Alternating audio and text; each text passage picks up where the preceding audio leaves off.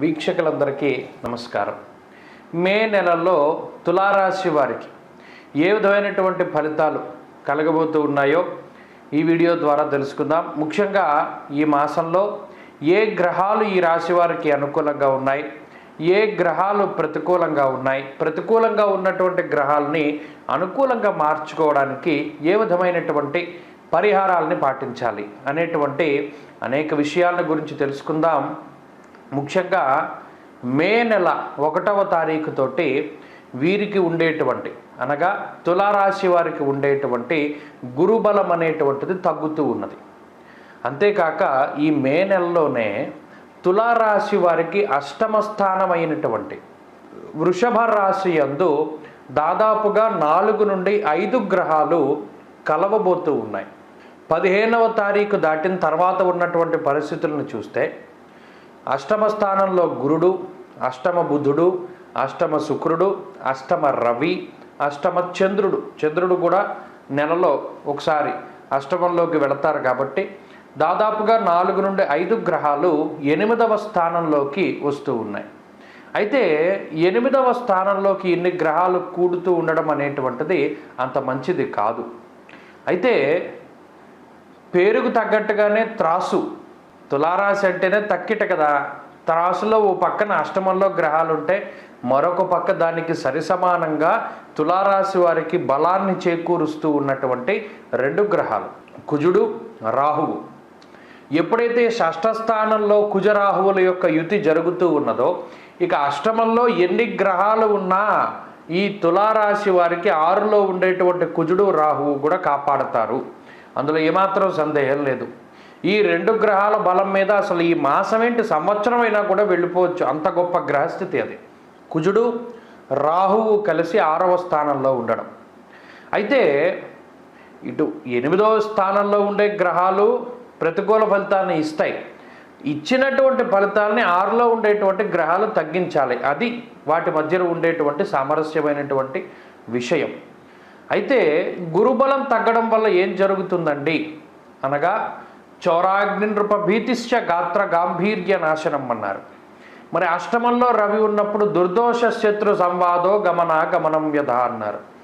ఇలా అష్టమంలో ఉండేటువంటి గ్రహాలలో ఒక శుక్రుడు మినహాయించి మిగతా గ్రహాలన్నీ ప్రతికూలంగా పనిచేస్తూ ఉంటాయి. ప్రత్యేకించి ఆకస్మికమైనటువంటి సమస్యలకి, ఊహించనటువంటి ఇబ్బందులకి, ఊహించనటువంటి సమస్యలకి ఈ గ్రహస్థితి కారణమవుతుంది. అనగా సడన్గా ఏదైనా అనారోగ్య సమస్య రావడం, లేదా సడన్గా అష్టమంలో రవి గురులు ఉన్నప్పుడు ఏదైనా ఆర్థిక ఇబ్బందులు, లేదా ప్రభుత్వపరమైనటువంటి సమస్యలో, లేదా ఉద్యోగపరమైనటువంటి సమస్య, వ్యాపారపరమైనటువంటి సమస్య, ఏదో ఒకటి సడన్గా అది ఇబ్బంది పెడుతుంది.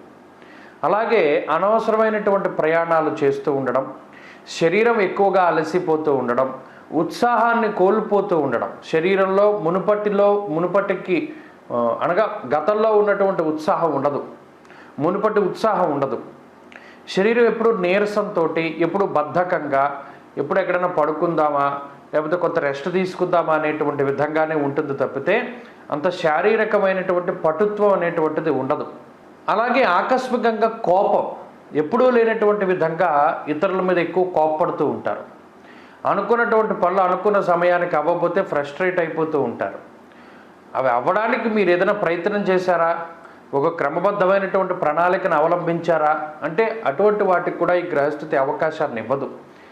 ఏదైనా సరే ఈ గ్రహస్థితి ఇంత ప్రతికూలంగా పనిచేస్తూ ఉన్నా కూడా 6వ స్థానంలో కుజరాహువులు ఉండడం అనేటువంటిది చాలా యోగం. ఎందువల్ల అంటే ఇప్పుడు మనం చెప్పుకున్నటువంటి చెడు ఫలితాలు అన్నిటి నుండి ఈ 2 గ్రహాలు కాపాడుతాయి.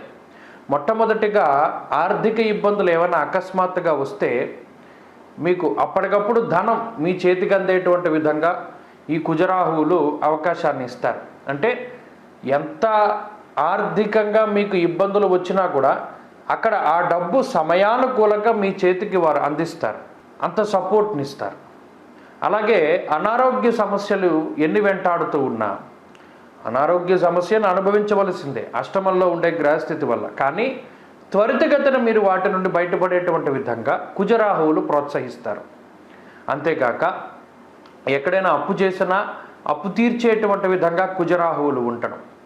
అలాగే శత్రువుల బారి నుండి కుజరాహువులు కాపాడుతూ ఉండడం. ఇలా ఈ అష్టమంలో ఉన్నటువంటి గ్రహ సంపత్తి యొక్క ప్రతి చిన్న వ్యతిరేకమైనటువంటి సమస్య నుండి కుజుడు రాహువు ఎల్లవేళలా ఈ మాసం మొత్తము కూడా మీకు రక్షణ కల్పిస్తూ ఉంటారు. కాబట్టి ఇది అందుకనే తులారాశి అంటే ఇక్కడ ఈ రెండు పరంగా బ్యాలెన్స్ అయింది. ప్రత్యేకించి ఉద్యోగంలో ఒడిదుడుకులు కనబడుతూ ఉన్నాయి, ఉద్యోగరీత్యా కొంత ఒత్తిడి కనబడుతూ ఉన్నది. మరీ ముఖ్యంగా స్థానచలనము అనగా మీరున్నటువంటి ప్రదేశం, ఆ ప్రాంతం యొక్క మార్పు కానీ, ఉద్యోగ మార్పు కానీ, లేదా పని వేళల్లో మార్పులు కానీ ఇవన్నీ కూడా కనబడుతూ ఉన్నాయి. అయినప్పటికీ ఒత్తిడిని అధిగమించగలుగుతారు, చక్కగా ముందుకు సాగగలుగుతారు. అలాగే వ్యాపారపరంగా ఉండేటువంటి పరిస్థితులు అవి కొంత ఇబ్బందికరంగా ఉన్నా కూడా వ్యాపార లాభానికి అవకాశం ఉంటుంది. కష్టపడి పనిచేస్తూ ఉంటారు, ఎప్పుడూ కూడా స్వశక్తిని నమ్ముకొని ముందుకు వెళుతూ ఉంటారు, ఎవరిని నమ్ముకోరు. ప్రత్యేకించి భాగస్వామ్య వ్యాపారాలను కూడా వదిలిపెట్టి సొంతంగా వ్యాపారం చేసేటువంటి పరిస్థితులకి ఈ గ్రహస్థితి కారణమవుతుంది. అలాగే ఈ గ్రహస్థితి వల్ల వచ్చేటువంటి మరొక సమస్య ఏంటి అంటే బరువు పెరుగుతూ ఉండడం, ఊబకాయము, ఒబేసిటీ వల్ల వచ్చేటువంటి సమస్యలు, వ్యాయామం చేయనివ్వకుండా ఎప్పటికప్పుడు ఈ గ్రహస్థితి అడ్డుపడుతూ ఉండడం, శరీరంలో కొన్ని మార్పులు రావడం, బరువు పెరుగుతూ ఉండడం లాంటి అంశాలను కూడా తులారాశి వారిలో చూడవచ్చును. అలాగే కొంత మతిమరుపు వస్తూ ఉంటుంది. అనగా ముఖ్యమైనటువంటి వస్తువులు ఎక్కడైనా పెట్టి మర్చిపోతూ ఉంటారు. ఒక ఫోన్ ఎక్కడైనా పెట్టి మర్చిపోవడం, బండి తాళాలు, కారు తాళాలు, ఇంటి తాళాలు ఇవి ఎక్కడైనా పెట్టి మర్చిపోతూ ఉండడం, వాటి గురించి వెతుక్కుంటూ ఉండడం ఇత్యాదివన్నీ కూడా ఈ మాసంలో కనబడతాయి. ఇక చదువుకునేటువంటి వారికి ఈ గ్రహస్థితి మిశ్రమంగా ఉంటుంది. ఏకాగ్రతకి సంబంధించినటువంటి విషయాల పట్ల జాగ్రత్త అవసరం. స్త్రీలకి కూడా ఇదే రకమైనటువంటి ఫలితాలు అన్వయం అవుతూ ఉంటాయి.